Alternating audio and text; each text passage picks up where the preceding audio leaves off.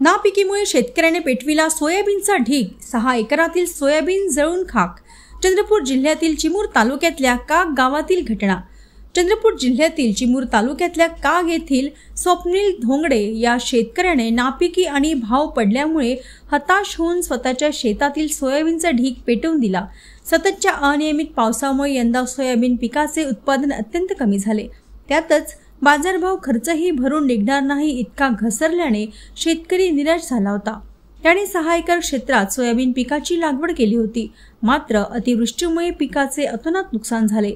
मजुरांच्या हाताने कापणी केली असली तरी उत्पादन अत्यल्प झाल्याने मजुरांचे पैसेही देता येणार नाहीत अशी वेळ आली।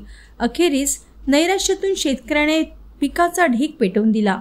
या घटनेत शेतकऱ्याचे मोठे आर्थिक नुकसान झाले असून शासनाने तात्काळ पंचनामे करून योग्य ती नुकसान भरपाई द्यावी अशी मागणी करण्यात आली आहे।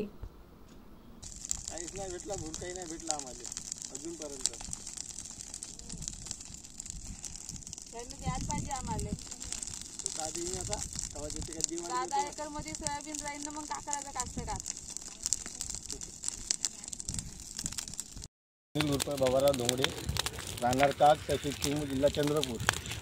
माझ्या शेतातील सोयाबीन 2 हेक्टर 35 आरमध्ये सर्वे नंबर 175 त्यातील 2 हेक्टर 35 आरमध्ये सोयाबीन असून मी मजुराच्या हाताने कापले, पण त्या सोयाबीनमध्ये काहीच दम नव्हता म्हणून मी पेटवून जमा करून पेटवून दिले आणि तरी शासनाने लक्ष घ्यावे ही विनंती।